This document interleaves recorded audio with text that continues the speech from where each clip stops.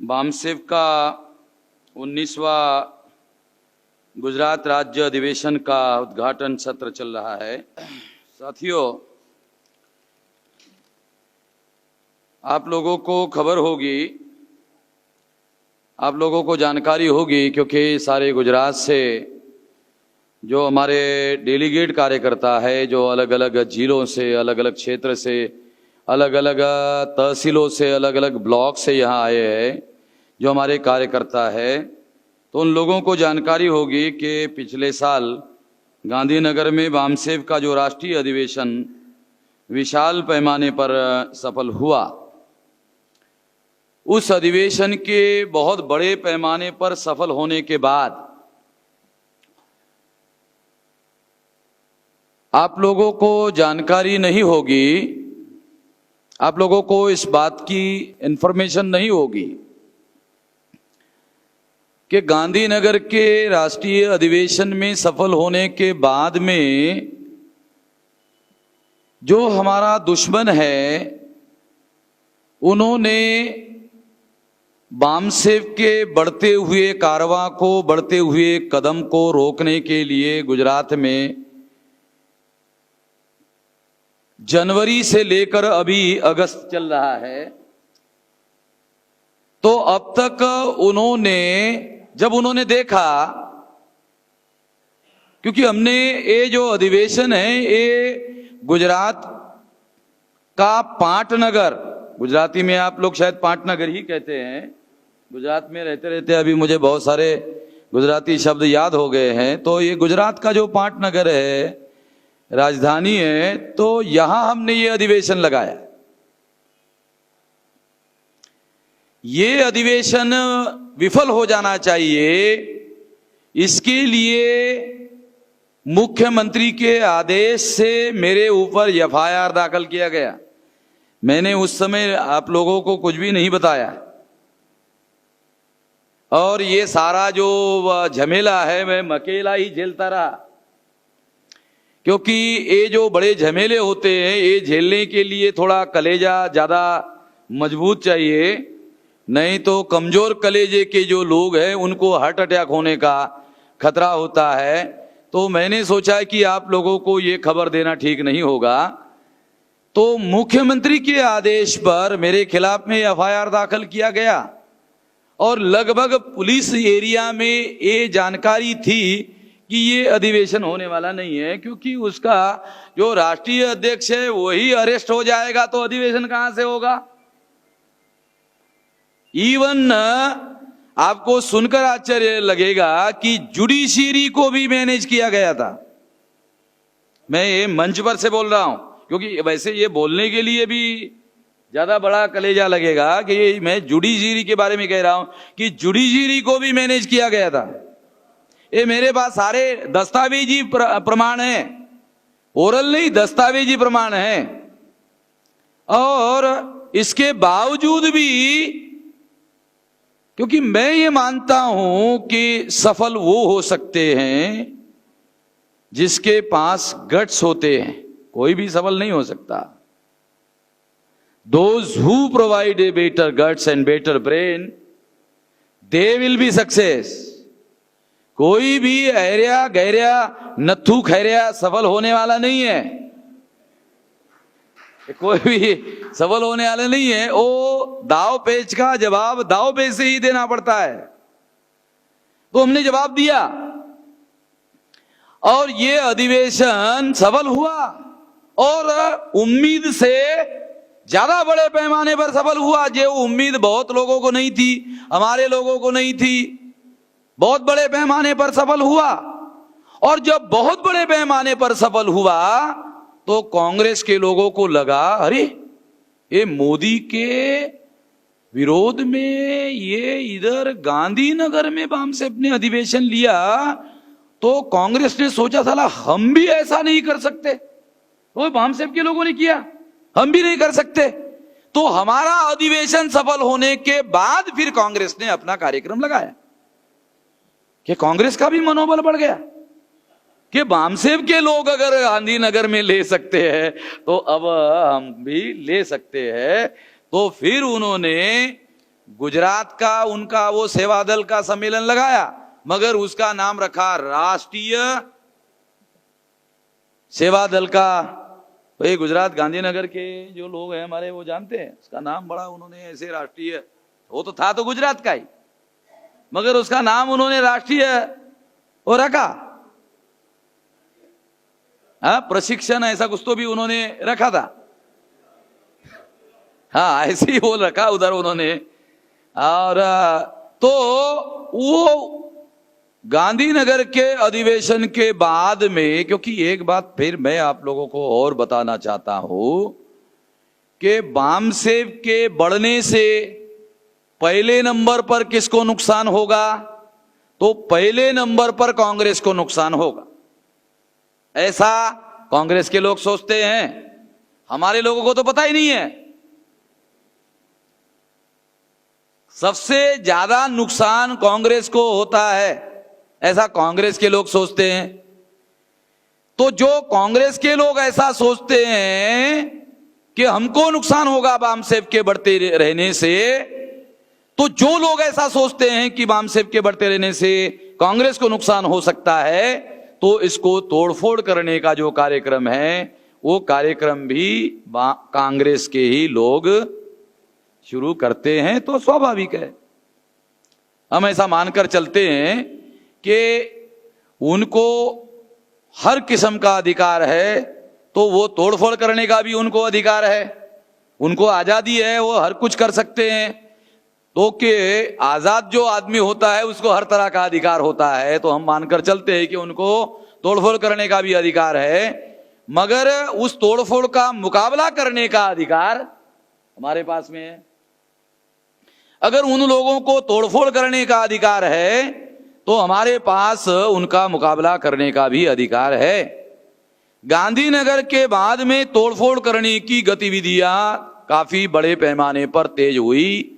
ये अंदरूनी बहुत सारी इंफॉर्मेशन, जनवरी से लेकर अगस्त तक मैंने एक बहुत बड़ा खोज अभियान गुजरात में चलाया, और इस खोज अभियान के द्वारा मेरे पास में बहुत फैक्चुअल इंफॉर्मेशन अवेलेबल है, और उसके आधार पर मैं आप लोगों को बता रहा हूं कि वामसेव को तोड़फोड़ करने का अभियान जनवरी से ही शुरू किया गया था, और जनवरी से ही हम लोग उसका मुकाबला करने के काम में लगे हुए थे।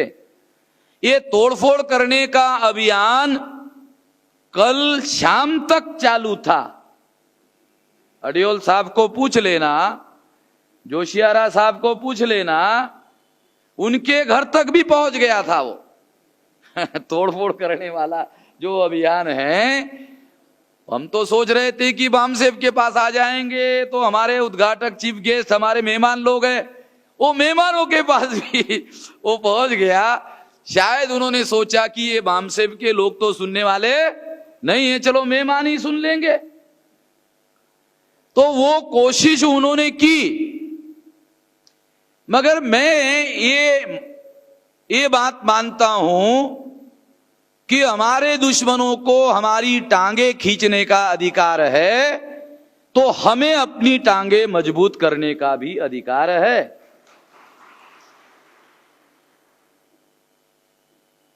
वो अपने अधिकार का उपयोग करे, हम अपने अधिकार का उपयोग करेंगे। हमने किया, और करने के बाद में वो उन्होंने पूरी तरह से गुजरात को तोड़ मरोड़ कर बर्बाद करने का प्लान बनाया था।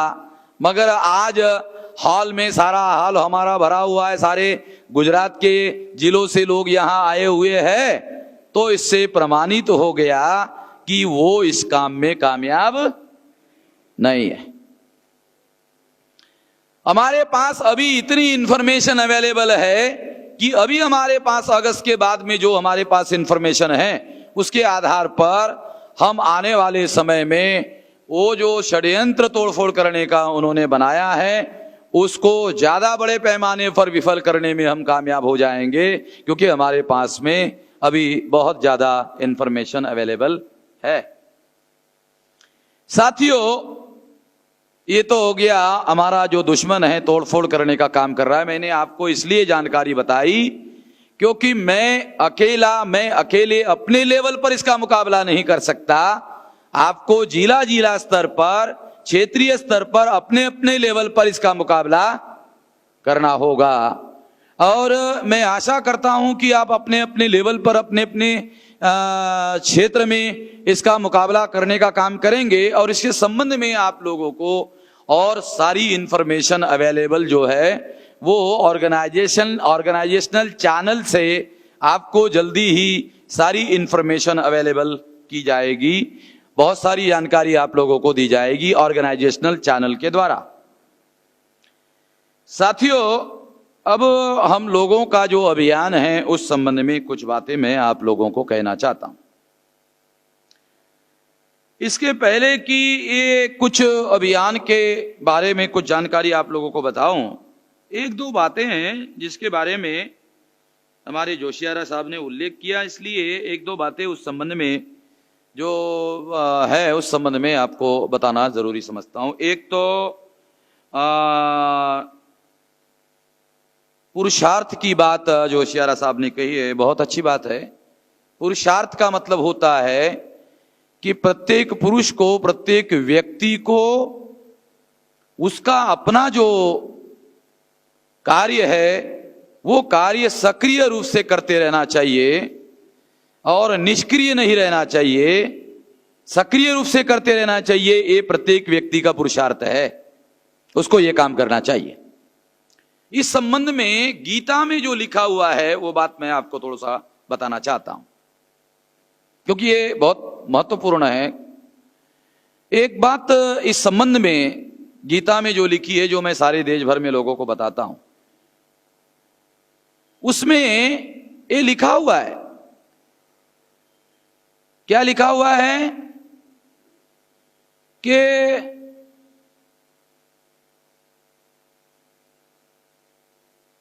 इस देश में, दुनिया में आपके ऊपर जब जब भी अन्याय होगा, अत्याचार होगा, बढ़ जाएगा, तो भगवान ने गीता में लिखा कि मैं उसका मुकाबला करने के लिए, उसको खत्म करने के लिए आऊंगा। ये लिखा हुआ है, आपको बताया जाता है, आपको पढ़ाया जाता है, और बहुत सारे प्रवचनों में हमारे संत लोग जो है वो बताते रहते हैं। ये गीता में लिखा हुआ है। अभी मुझे वो श्लोक याद नहीं आ रहा, मैं यदा, हाँ, प्रतिदिन मैं ये बताते रहता हूं, यदा यदा य धर्मस्य ग्लानिर्भवति भारत। भगवान ने जब गीता लिखी और ये श्लोक लिखा तो उस समय भगवान जो है वो, भगवान का भूगोल का जो ज्ञान है वो कितना था, तो वो भारत को ही जानते थे। ये लिखी भी बात है, इसलिए मैं कुछ कह नहीं सकता, क्योंकि भगवान तो सर्वव्यापी है, ये हमको बताया जाता है। मगर जो भगवान सर्वव्यापी है उसको भूगोल का ज्ञान कितना था, तो भारत इतना ही भगवान को भूगोल का ज्ञान था। नहीं तो भगवान ने गीता में ये लिखा होता, यदा यदाय धर्मस्य ग्लानिर्भवति दुनिया, ऐसा वो लिखते। वो उन्होंने दुनिया नहीं लिखा, उन्होंने भारत लिखा। इसका मतलब है भारत से ज्यादा और कोई दुनिया है ऐसा उनको जानकारी नहीं थी। अब भगवान को छोटी सी जानकारी होना और ज्यादा जानकारी ना होना, आशंका पैदा हो जाती है। मगर लिखा हुआ है, गीता में लिखा हुआ है, यदा यदाय धर्मस्य ग्लानिर्भवति भारत, ग्लानि आएगी, संकट आएगा तो मैं जन्म लूंगा, ये भगवान ने कहा। तो हमारे लोगों ने क्या सोचा, संकट आएगा तो भगवान आने वाला है, हमको क्या करने की जरूरत है, क्योंकि हमको तो कुछ भी करने की जरूरत नहीं है, क्योंकि जब भी संकट आएगा भगवान संकट दूर करने के लिए आएगा। गीता में जो लिखा है उसका हमारे लोगों के पुरुषार्थ पर क्या परिणाम हुआ, तो हमारे लोगों के पुरुषार्थ पर परिणाम हुआ, वो निष्क्रिय हो गए, क्योंकि उनको कहा गया कि मैं आऊंगा। जो शिक्षा हमको दी गई उसने मूल निवासियों के पुरुषार्थ को खत्म कर दिया और कहा मैं आऊंगा। हमारे लोगों ने सोचा अब भगवान आ रहा है तो हमको करने की क्या जरूरत है भाई। ये शिक्षा हजारों साल से हमको, मैं लिखित रूप से जो है वो बता रहा हूं आपको, ये शिक्षा जो दी गई उसका परिणाम हमारे लोगों के पुरुषार्थ पर यह हुआ कि हमारा समाज निष्क्रिय हो गया। अब आप समझ सकते हो कि जब कोई निष्क्रिय होता है तो उसकी सफलता समाप्त हो जाती है। दूसरी बात, क्योंकि गीता में कर्म सिद्धांत के बारे में भी लिखा हुआ है और ब्राह्मण शास्त्र में कर्म सिद्धांत के बारे में भी लिखा हुआ है। आप लोगों को जानकारी नहीं होगी, आपको थोड़ा सा कर्म सिद्धांत बताता हूं, क्योंकि हमारे बहुत सारे लोगों को जानकारी नहीं है, रियल जानकारी नहीं है। एक कर्म सिद्धांत क्या है? तो एक कर्म सिद्धांत कहता है कि आप शूद्र जाति में पैदा हुए हो, शूद्र वर्ण में पैदा हुए हो, ये आपके पूर्व जन्म का पाप है। मैं नहीं कह रहा हूं, ये शास्त्र में लिखा है कि अगर आप शूद्र वर्ण में पैदा हुए हो तो ये आपके पूर्व जन्म का पाप है। ये पाप की वजह से आप शूद्र जाति में पैदा हुए हो, और शूद्र जाति में पैदा हुए हो, ये वर्ण में पैदा हुए हो, इस वर्ण में परिवर्तन हो सकता है, इस वर्ण में परिवर्तन हो सकता है। क्या करना होगा वो बताया। क्या करना होगा आपको क्या करना होगा? सेवा करनी होगी। जो लिखा है वही बता रहा। क्या करना होगा? सेवा करना होगा। किसकी सेवा करना होगा वो भी लिखा है। चौथे वर्ण के लोगों को तीन वर्ण की सेवा करना होगा, और सेवा करने से क्या होगा वो भी बताया। सेवा करने से क्या होगा? पुण्य का संचय होगा। किसकी सेवा करने से? ब्राह्मण, क्षत्रिय, वैश्य। इसकी सेवा करने से क्या होगा? पुण्य का संचय होगा। आपके नाम पर पुण्य का संचय होगा। अगर पुण्य का संचय बढ़ाना चाहते हो, ज्यादा बढ़ाना चाहते हो, तो उसके लिए भी बताया। क्या बताया? अगर सेवा निष्काम भाव से करो। मेरा नहीं है, लिखा हुआ है। कौन से भावना से करो? निष्काम भाव से करो। ये निष्काम संस्कृत शब्द है, हमको हिंदी समझ में नहीं आता, सारा संस्कृत कहां से समझ में आएगा? तो निष्काम भाव का अर्थ है किसी भी किस्म की इच्छा आकांक्षा ना रखते हुए सेवा करो, उसको कहते हैं निष्काम भाव। यानी जब सेवा करोगे तीन वर्ण की, तो तीनों वर्ण से किसी किस्म की इच्छा आकांक्षा नहीं धरने का, निष्काम भाव से सेवा करने का। मन में किसी किस्म का आशा अपेक्षा नहीं रखने का कि वो कुछ देगा, ये करे, नहीं, कुछ भी नहीं, निष्काम भाव। जब निष्काम भाव से सेवा करोगे तो पुण्य का संचय बढ़ जाएगा। जब पुण्य का संचय बढ़ेगा तो हमारे लोगों ने पंडित को, ब्राह्मण को पूछा कि पंडित जी ये तो यहां तक तो बहुत बढ़िया है, ये पुण्य का संचय होने के बाद क्या होगा? ये तो अच्छी बात है, आगे क्या होगा? तो ब्राह्मणों ने कहा अगर ऐसा हुआ तो आप ब्राह्मण बन सकते हो। क्या बन सकते हो? ब्राह्मण बन सकते हो। हमारे लोगों ने सोचा ब्राह्मण, अरे ब्राह्मण तो भूदेव होता है।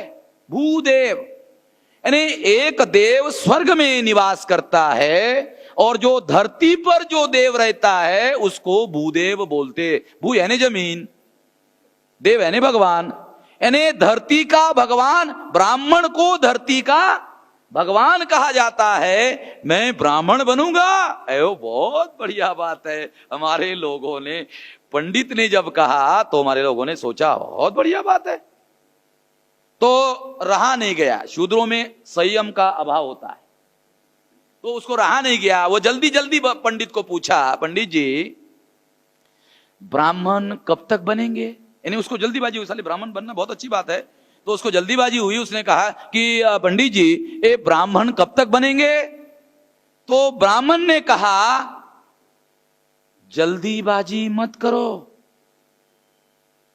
जल्दी नहीं बन सकते हो, ब्राह्मण जरूर बनोगे मगर जल्दी नहीं बन सकते हो। फिर भी उसने, फिर भी पंडित जी कब तक बनेंगे? तो पंडित जी ने कहा इस जन्म में नहीं बन सकते, ब्राह्मण जरूर बनोगे मगर इस जन्म में नहीं बन सकते। तो फिर पंडित को पूछा, क्योंकि हमको जानकारी तो है नहीं, पूछे बगैर तो कोई जानकारी होगी नहीं। पंडित को पूछा, ब्राह्मण को पूछा कि इस जन्म में क्यों नहीं ब्राह्मण बन सकते? तो ब्राह्मण ने बताया कि पहले जन्म में आपने पाप किया था, इसलिए इस जन्म में आप शूद्र पैदा हुए हो।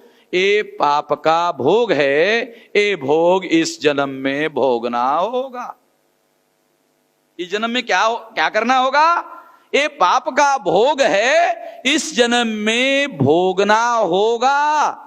इसलिए इस जन्म में आप ब्राह्मण नहीं बन सकते हैं। वर्ण परिवर्तन होगा मगर इस जन्म में नहीं होगा। कब होगा? तो पंडित ने बताया अगले जन्म में आप ब्राह्मण बन सकते हैं। ये है कर्म सिद्धांत और ये है पुनर्जन्म का सिद्धांत।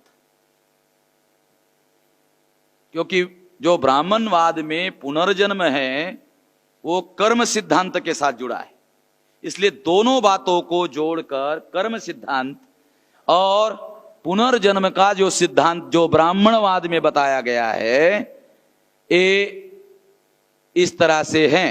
और इसलिए हम लोग 2000 साल से क्या कर रहे हैं कि अगले जन्म में ब्राह्मण बनने के लिए कोशिश कर रहे हैं। इस जन्म में ब्राह्मण बनने के लिए कोशिश हमने बंद कर दी। क्यों? तो अगले जन्म में करना है, और अगले जन्म, जब अगला जन्म होगा तो फिर शूद्र में होगा, तो फिर वो अगला जन्म में बोलेगा, अगला जन्म में फिर बोलेगा कि ए जन्म में ए पाप का भोग भोगना होगा। जैसे किराना दुकान का मालिक बनिया लिखता है दुकान में, वो क्या लिखता है? आज नगद कल उधार। जानते हो आज नगद कल उधार? तो जब हमारा आदमी जाता है आज नगद कल उधार मिलेगा, फिर वो कल जाता है, फिर पढ़ता है आज नगद कल उधार,